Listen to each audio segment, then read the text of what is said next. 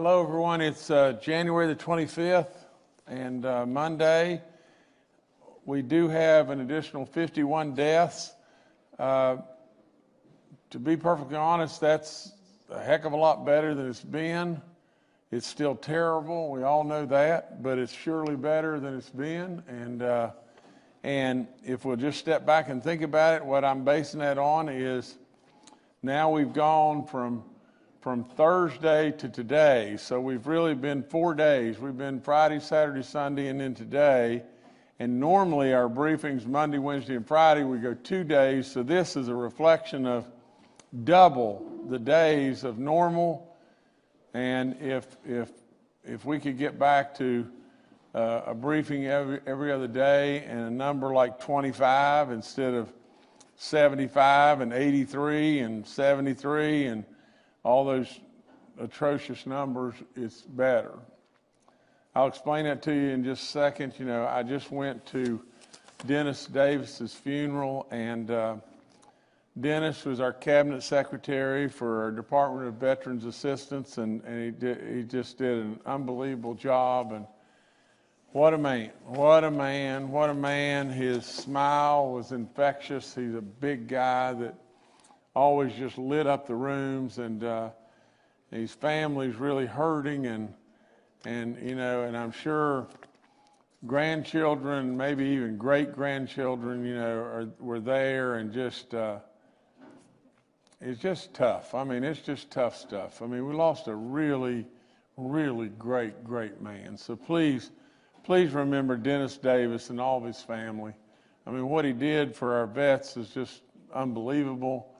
I mean, I go through all kinds of things, from helping to exempt their retirement, to getting them vehicles for assistance, to getting them additional offices and places they could go for assistance. It's just amazing what his commitment was to our vets, and what a great job that he did. And boy, what a wonderful friend. I can tell you from my standpoint, really miss him, really miss him.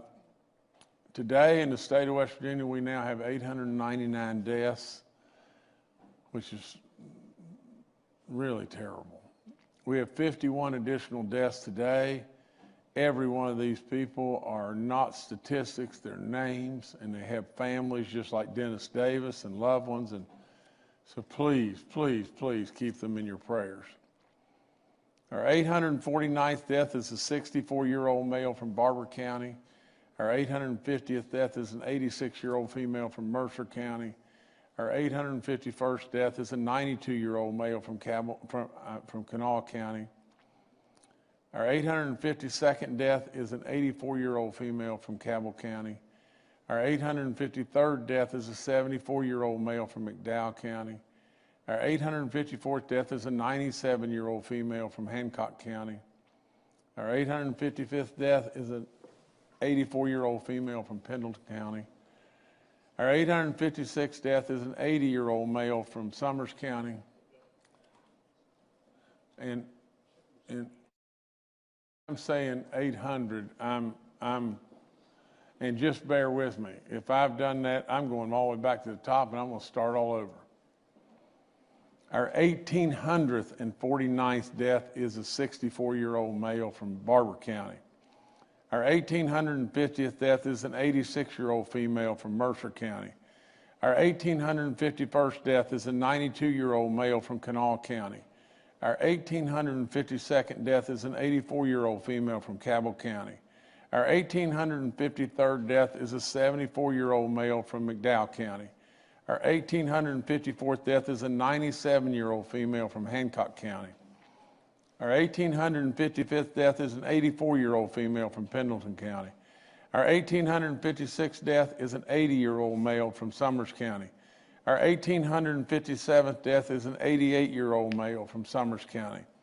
Our 1858th death is a 65-year-old female from Cabell County. Our 1859th death is an 87-year-old male from Hampshire County. Our 1860th death is an 83-year-old male from Wood County. Our 1861st death is an 84-year-old male from Wood County. Our 1,862nd death is a 69-year-old male from Pleasants County. Our 1,863rd death is a 64-year-old female from Wood County. Our 1,864th death is a 76-year-old male from Harrison County. Our 1,865th death is a 69-year-old female from Preston County. Our 1,866th death is a 65-year-old male from Nicholas County.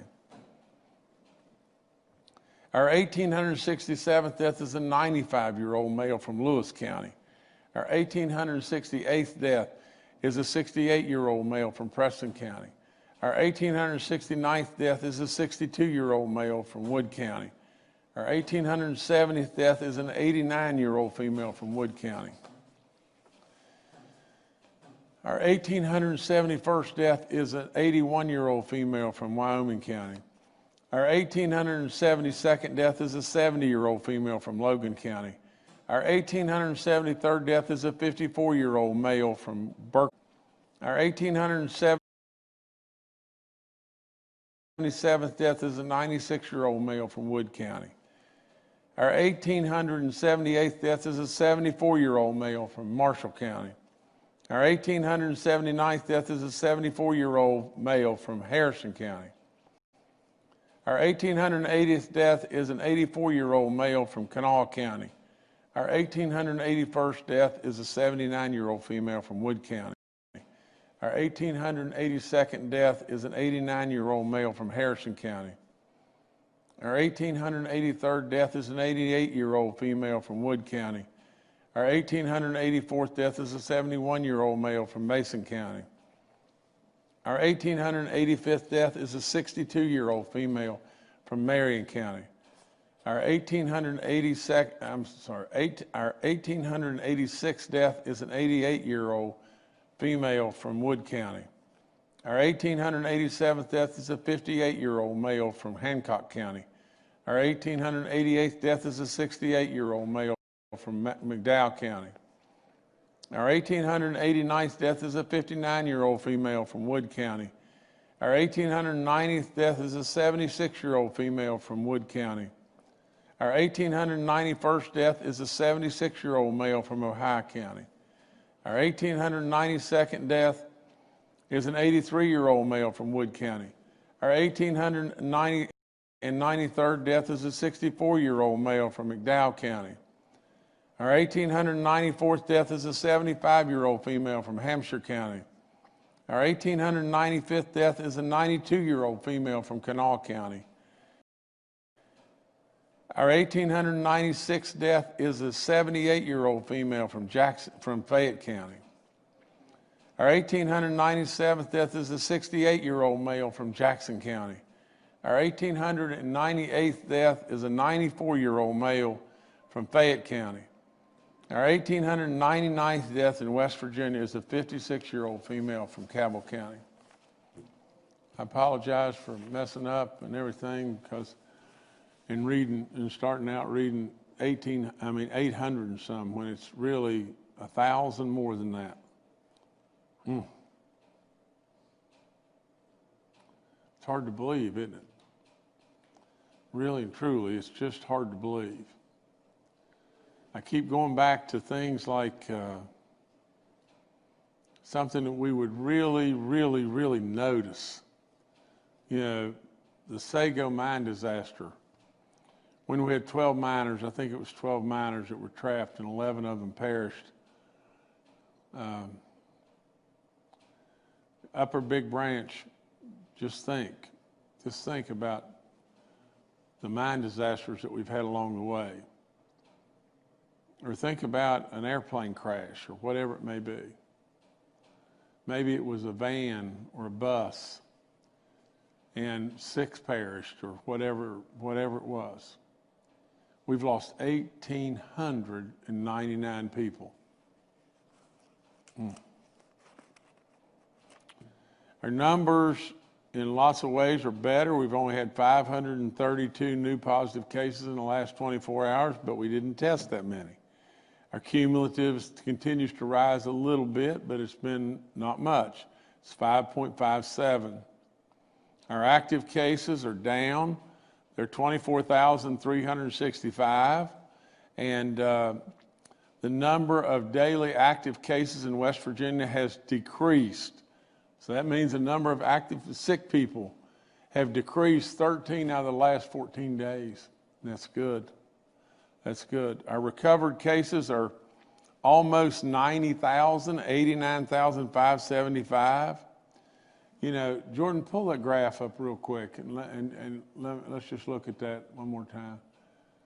This is the top graph. The light colored is the, I think those are the recovered cases. That's 89,575. And the active cases, you can see, are dropping. The wider that gets, the better we are. Absolutely, that's what we want to have happen.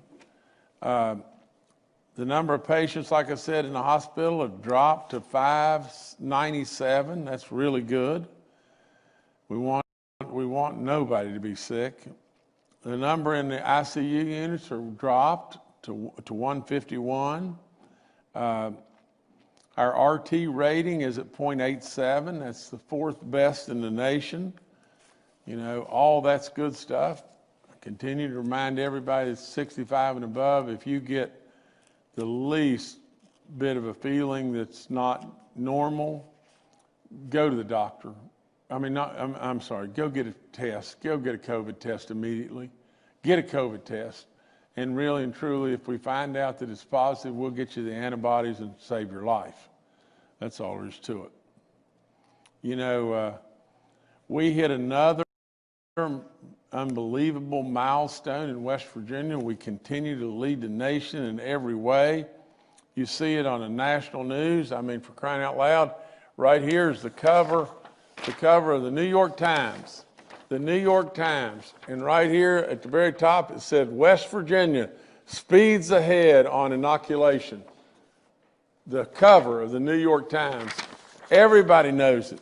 Everybody knows just how great West Virginia is doing, and all I can say is pour it on, West Virginia. Keep doing it. You know, imagine this. On our first doses, the first doses that we received, we have now this is a hard number to believe, but what if I told you on first doses, we have them in arms of 106%, 106.4% that are in somebody's arm. And you're going to say, well, how in the world can you exceed 100% of what you got?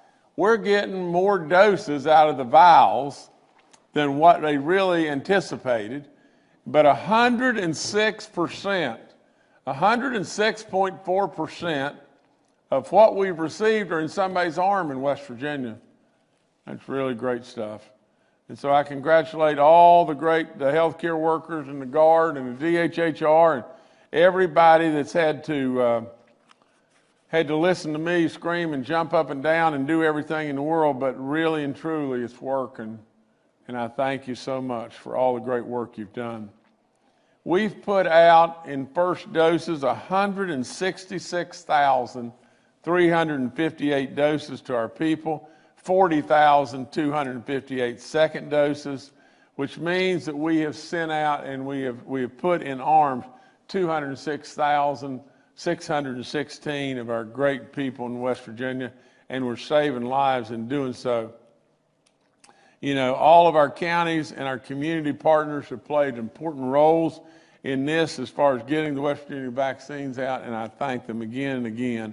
And we continue to lead the nation, and that's what I want us to continue to do, because every time we're leading the nation, we're saving somebody's life, and that's really good. Now, in addition to that, we got another first in the nation. This morning, we became the first state in the nation to launch a COVID vaccine pre-registration system. All West Virginians can now pre-register to get their vaccine. And as we get the vaccine supply from the federal government, we will absolutely quickly and efficiently get those shots in arms. You can pre-register online, or you can call our COVID vaccine info line and get help in pre-registering. It's important to remember now, this is just a pre-registration. That's all it is.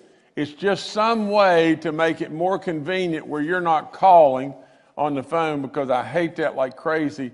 You're calling over and over 100 or 150 times and can't get through. Now let me back up and let me just say just this.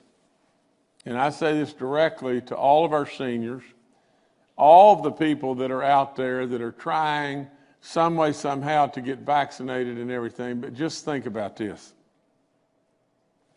This is anything but tooting our horn, but I want you to understand something very clearly.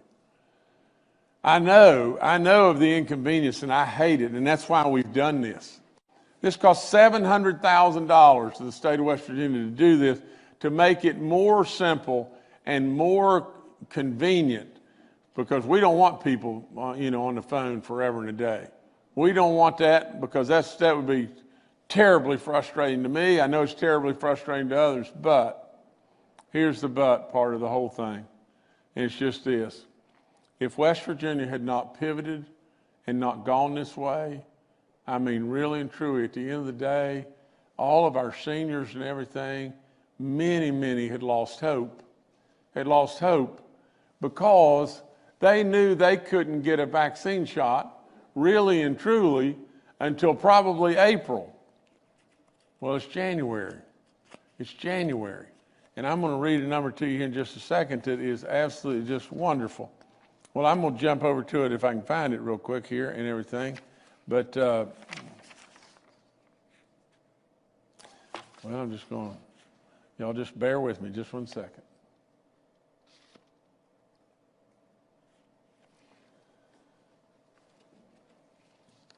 And get this number. So far, in West Virginia, there has been 73,751 individuals in the 65 and older population that we've vaccinated. Now, we were told and we were given models by the federal government that really basically said, we can't get to you probably until April. But we didn't follow that model. We've got in the arms of West Virginia individuals 73,751 shots as of today. Now, it doesn't count second shots. That's first round shots in somebody's arm today. Today. How many people have we saved their life? How many? 1,000? 10,000? 20,000? Whatever it may be. It's great work by a lot of people that have really put in a lot of licks and everything. And that's really, really good stuff. Now, let me go back to how you can pre-register for your shot. And as we get the vaccines in, we'll get them available to you immediately and everything. And we just this morning launched this, and we've already had 32,723 West Virginians pre-register as of just a little bit ago. The system is running smoothly, and we haven't seen any issues so far. We probably will, but it's a whole lot better than telling you, well, we can't get to you till April. You know, if we have some bumps in the road, it's a heck of a lot better than April. For those that don't want to go online, you can still call, and staff will put your information into the system. Once again, we're doing an outstanding job in leading the nation in our approach to get this vaccine rollout. I'm excited to get this system in place, and I truly hope it will be a big benefit to West Virginians, so you're not sitting there dialing and dialing and dialing, which is ridiculous, and I hate like crazy that you've had to do that, so that we can continue to lead the nation in getting our vaccines in people's arms. In saving our wisdom, the community vaccination clinics, boy, have they been wonderful. As part of Operation Save Our Wisdom, are open to West Virginians 65 and older. We do not have enough doses to vaccinate all West Virginians right now, but as soon as we continue to receive doses from the federal government, we will get them out and get them in people's arms. This week, multiply vaccination this week, multiple vaccination clinics will be held in 17 counties across the state. And those counties this week are Berkeley, Braxton, Brooke, Cabell, Greenbrier, Hancock, Harrison, Hardy, Kanawha, Logan, Marshall, Mercer, Monongahela, Pocahontas, Raleigh, and Randolph and Wyoming counties. Next week, there will be vaccine clinics in all 55 counties. They will receive a number of vaccine doses based on population. This will make sure that our limited supply of COVID vaccines are reaching every corner of our state. Now look, there was an article in the Beckley paper, and I was reading it and everything, and there was a lady that was really complaining, I think, about McDowell County or one of the counties in southern West Virginia and everything. Again, our people are really trying really hard. Now, we don't need any kudos in any way. We don't even need any thanks, but I can tell you these people that are out there putting everything on the line to make it happen absolutely deserve your respect and appreciation. Now, with all that, they're trying to make it easier, and we're trying to get to every single county in the state, but at the same time, we are trying with all in us, with the resources that we have, to get shots in people's arms. Like I said, we've got 73,751 in people's arms that are 65 and older, and we're going to be in every county in this state next week. Now, next week surely is not maybe fast enough for everybody, but next week is one hell of a lot better than April. And so we're really after it, and we're going to stay after it. As far as our long-term care facilities, there have been 15,282, of our residents, and 16,965 of our staff and in our long-term care facilities that have been vaccinated. That's really good. The COVID hotline or vaccine line is up. You've got that there. Vaccine reminders, you absolutely the very best defense that you have. And I mean, it's everywhere. It's everybody just says the same thing. Wear your mask. Wear your mask. I mean, that's the best defense that you have. And as we go forward and everything, we'll get you your doses and get you the vaccines, and that'll be great too. If you have a symptom whatsoever, go get tested. Quickly get tested, and demand of your doctors and everything that if you do test positive, that you get these antibodies, especially if you're 65 and older. Take advantage of our free testing opportunities. Continue to do that. They're all over the state where you can get tested and everything, and the map's on the hotline there, or our website rather. And again, thanks to all the drive-through pharmacy work that Walgreens and Fruth has done, and we really appreciate that. We're down to 86 outbreaks now in our long-term care facilities. Our churches only have 6, and that's in 5 counties, and that's great work from our church community and everything. Great, great, great work. And that's in Clay, Hampshire, Nicholas, Summers, and Wetzel counties. Please keep it up. Wear your mask. Get that pew in between you and everything. And if you're older, maybe just hold up on going to church. Just if you can get your services online, just hold up just for a little while. And absolutely, we're going to lick this thing. We got 261 inmate and 30 staff, cases that are in our corrections now. 207 of them are at Lakin, and 49 of them are at North Central. Good work again by a lot of people, and I'm sure they're running to the fires here too. I've said this over and over: wear your face mask, get your flu vaccine shot. Absolutely, if you can, if you've had COVID and you've recovered, and that number was 89,575, surely to goodness, you've got to realize the level of the blessing that you have got bestowed upon you by God above, that you have recovered.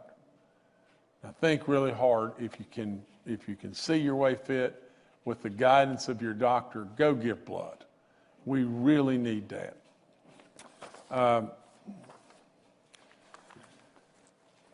Again, the only other thing I'd like to pull up is the school map, you know, and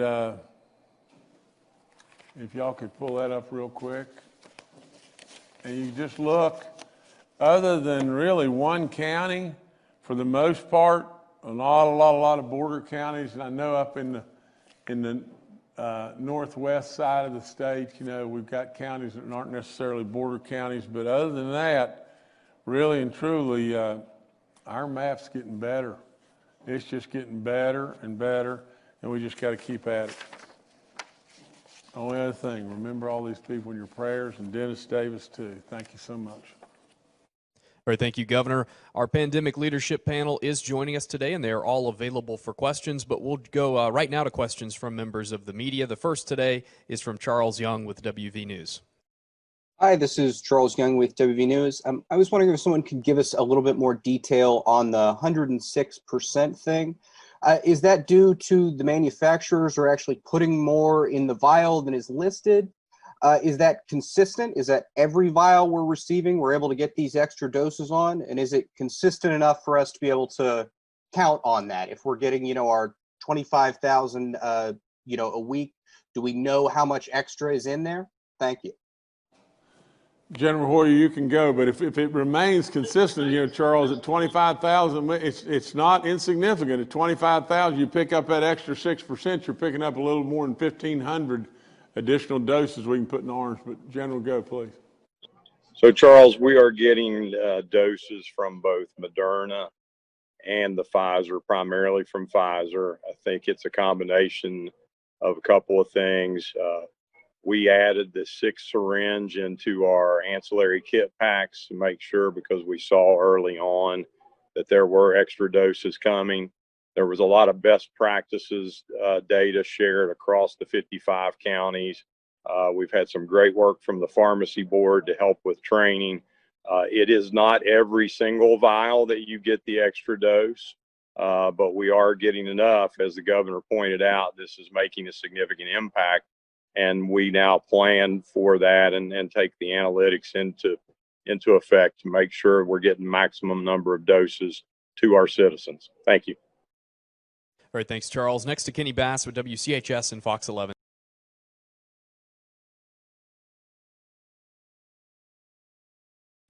Is there any thought to, once you get this thing rolling for a couple of days, you go back and look at some of the procedures? One person who contacted us, this may affect more than just him, but we've only heard from one thus far, is he was only able to register himself. He could not register any other members of his household who are eligible to be pre-registered for the vaccine. So once you get rolling for a couple of days, is there a chance people can make more than one registration to save them from trying to call in and attempt to call in again? Thank you. Secretary Crouch, that's you, sir. And congratulations on getting that up. We really appreciate it. Secretary, you're still muted.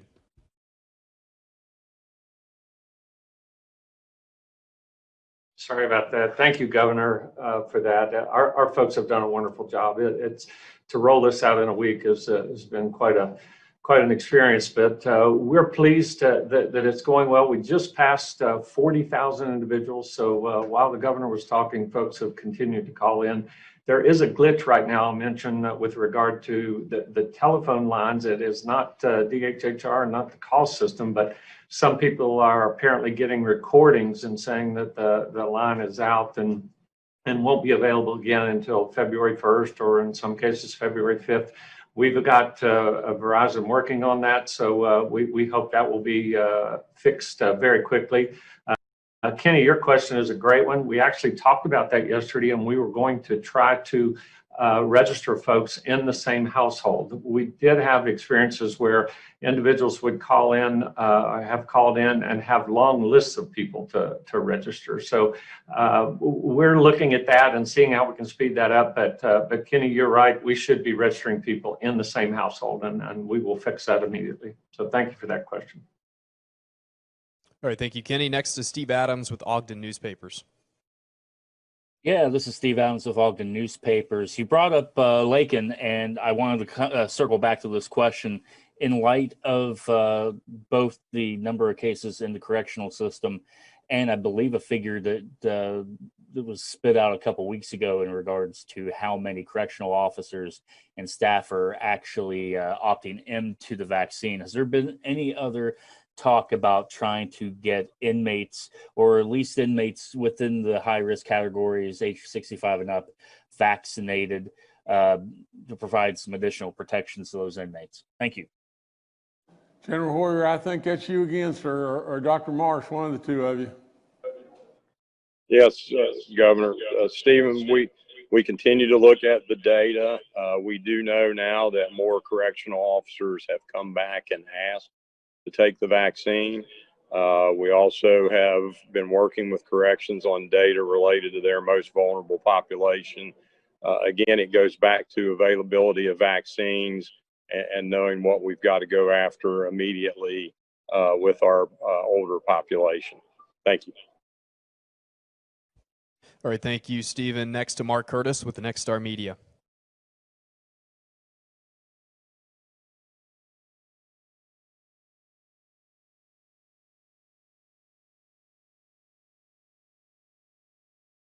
Sorry about that. I'm not the most tech-savvy guy these days. Governor, you read some awfully good numbers there, awfully promising numbers. I believe cases down 13 of the last 14 days.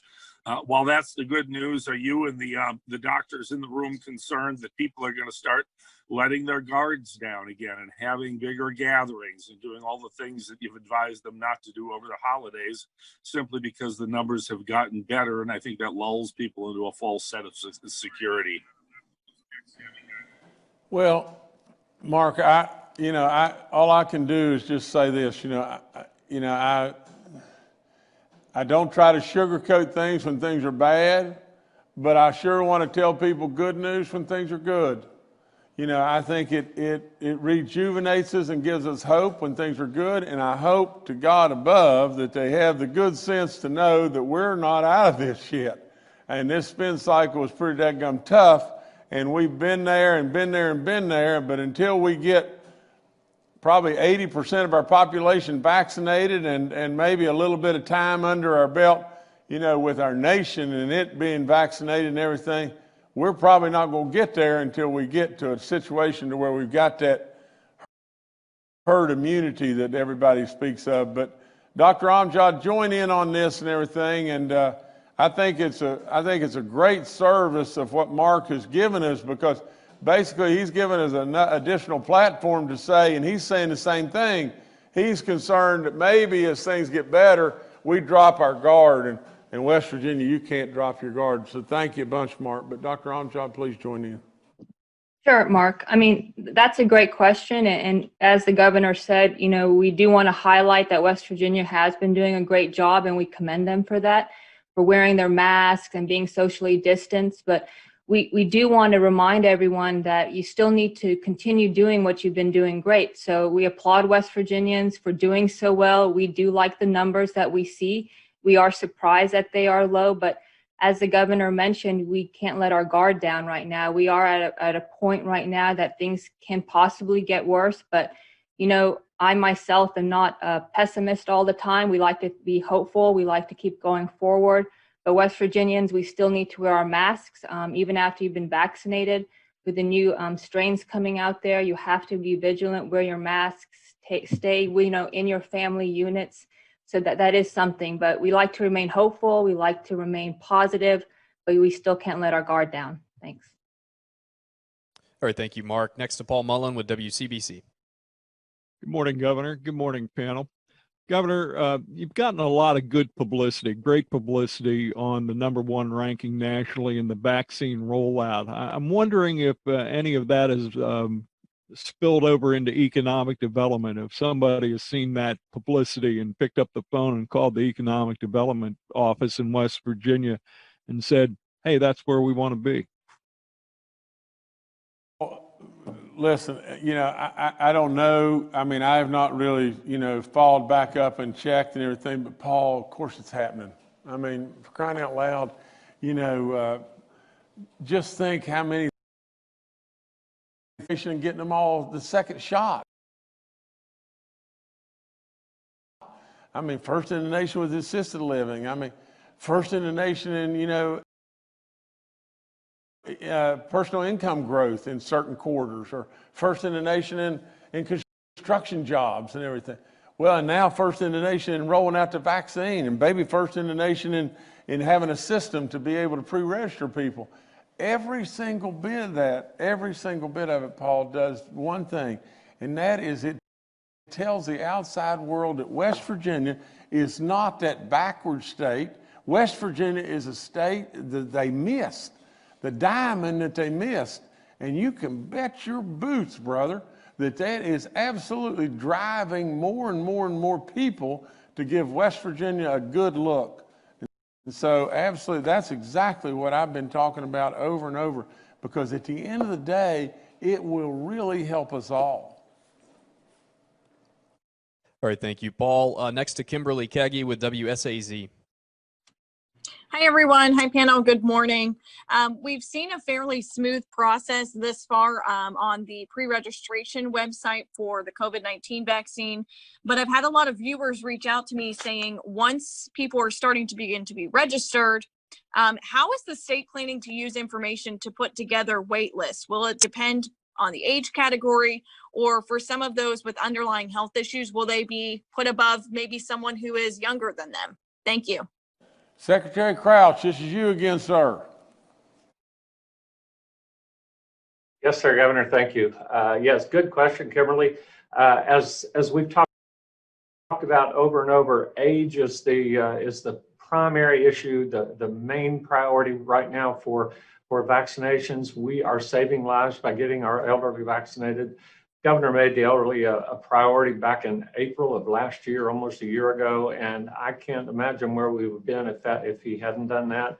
We got our elderly tested first. We've gotten them vaccinated first, and we're trying to protect those 65 and over at this point. So that's the priority, but we're also prioritizing teachers age 50 and over. We've prioritized our healthcare workers, those on the front line in hospitals, and our workers out there, our EMS workers and first responders. So those are the individuals we're prioritizing first. As we move down the list, we'll provide more information going forward. I want to remind everyone that the system is working well, but please use the website if at all possible, rather than the call-in. The call-in, we're having a little bump in the road as I talked about earlier, but we're pleased with the way things are going right now. So we'll push more information regarding priority out in the next couple of weeks. So thank you for the question. All right, thank you, Kimberly. Next to Aaron Williams with WBOY. Governor, this question comes from our sports reporter. Back in October, the West Virginia SSAC put out COVID modifications for winter sports, things like eliminating jump balls, post-game handshakes. Now that all the counties are back to in-person learning in some form and winter sports practices are set to start in a few weeks, have you or your office been a part of conversations about how these sports will actually happen in terms of additional modifications, or if or how fans will be involved? Thank you. Let me answer it real quick. From my standpoint, we're always working. Everybody's working with the SSAC. We think they've done a marvelous job. Bernie and everybody there is doing, Greg and everybody's doing great work and all that. And we just want, and Wayne, all of them are doing fabulous work. But as far as not having jump balls or something like that, I don't know. I really don't know, but it seems that doesn't seem practical to me. I mean, if kids are running up and down the floor and they're banging into each other everywhere, but nevertheless, we'll be rolling that out more and more. It looks like we're completely on a go for February the 14th, beginning practice, and I love it because, gosh knows, I just think it'd be great to get our kids back to playing. So, nevertheless, we're watching everything, but right now we're on a complete go for February 14th. All right, thanks, Aaron. Next to June Leffler with West Virginia Public Broadcasting. Hello. So I want to go back to corrections, and like you mentioned, Lakin has, more than half of its inmates in there that currently have coronavirus. So I am wondering, Dr. Amjad mentioned introducing a newer antibody treatment to correctional facilities a while ago. I'm wondering if they have that treatment and if that's being implemented in correctional facilities right now. And really anything else you can tell me about what the DCR is doing to address these outbreaks like the one in Lakin. Okay, I want to be sure we get Dr. Marsh on here and everything. Dr. Marsh, do you have anything to add, or do you want to go to Dr. Amjad? I think I'll defer this to Dr. Amjad, Governor, if that's okay. No, that's fine, sir. Sure. June, we have introduced the antibody, the monoclonal antibody in some of the correctional facilities. One of them, Tiger Valley, did use it, I think, about over a week ago in one of their facilities right there. So they are using that.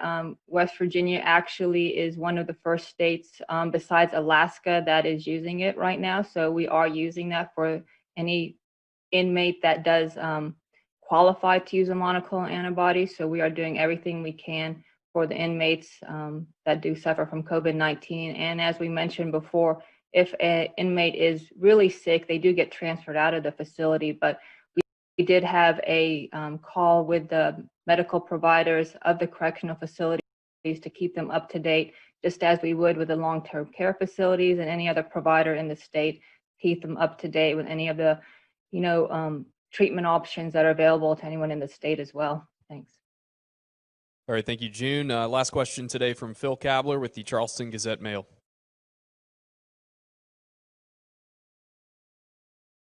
Hello, everyone. Can we get an update on efforts to increase the amount of vaccine we're getting from the federal government? Obviously, no matter how efficient our distribution system, if we're getting 25,000 or fewer doses a week, it's going to take a long time to distribute 3 million vaccinations. Well, Phil, let me touch real quickly. Let me tell you this, that I'm in contact with them nonstop. I'm screaming my head off. I continue to tout how West Virginia's doing and how much we want to be supportive in everything we do. We absolutely do, but we haven't heard from Clay. Maybe, Dr. Marsh, if you could add a little bit to this, and maybe General Hoyer, but I can promise you we are really, you talk about stink on what, this is absolutely stink on what from the standpoint of how hard everybody's on this. Sure, Governor. I'm happy to make a couple of comments, and thank you, Phil, for the question. We believe that without changing any of the current infrastructure that we have created with our partners, that we could distribute 125,000 doses of vaccine per week, which would greatly accelerate our ability to reach our prioritized groups. We have had contact, as the governor has had constant contact. We've also had contact with folks in the administration at the White House and through the CDC and other pathways where we have certainly made our case. And as the governor said today, the fact that we have distributed over 106% of the vaccine that we have been given on the first dose demonstrates, I think with no uncertainty, our ability to efficiently utilize all the vaccine that we're given. So we are asking with everything in us to get the amount of vaccine that we want to be able to immunize our citizens with, our vulnerable citizens, our critical workforce and hospital group. But, as we have seen in other states as well, right now, there is a production issue, and we very much hope that that production issue gets solved very quickly. And with other vaccines that are coming on the forefront, perhaps the AstraZeneca vaccine and the Johnson & Johnson vaccines, which we anticipate will come up for emergency use authorization at some point, that should also give us more capability to have access to more vaccines. General? Clay, I think you've covered it well. The governor continues to press us also to demonstrate to FEMA and others the network capacity that we've built to show that we can take more vaccines. He presses us every day to press them, as well as him staying on top of this constantly. And that's our big push right now, to get more vaccines. All right, thank you, Phil. Governor, back to you to close out. Okay, well, I'd close out real quickly by just saying this, 106.4 of anything. I don't care what you got. If you're doing 106.4 of what you got, you're doing pretty dadgum good. You know, if you're doing 106.4% of what you got. And meaning we're getting more out of the squeal out of the pig than you can imagine. And that's really good stuff. And we're doing it and not wasting anything either. You know, you don't have a situation in West Virginia where you've seen that we've had, 8,000 vaccines that just went bad or we threw away or whatever. You don't see that in West Virginia. And again, that's because of these great people and all the unbelievable work that they're doing. I want to just say this, I'll be reaching out to the coronavirus czar again at the White House today. I'm going to continue to, I hate to say it, I don't want to become a pain or a pest and bug him to death, but I got to. I got to, because we just need more vaccines in West Virginia. But I can, I'll end by just saying this, as we keep going, there is going to be a day. There's going to be a day, and it's not terribly far off, we hope and pray, where we won't have the deaths, and we won't have the pain, and we won't have to wear these terrible, nasty masks. But I got to go, and we got to go fairly quickly today, because we're about to announce something in north central West Virginia. We have an announcement, and it's supposed to be at noon today, and I've been asked to speak at the announcement that the Mon County Health Department and WVU Medicine and Monongahela Health are making an incredible announcement today at noon, and I guess we'll be playing it on our website here or whatever. But I apologize for rushing off, but we got another great announcement that's going to help a whole bunch of our people and everything, and we want to just keep pouring it on. So thank you so much for being here today, and we're going to keep at it. Keep doing good stuff, West Virginia, please.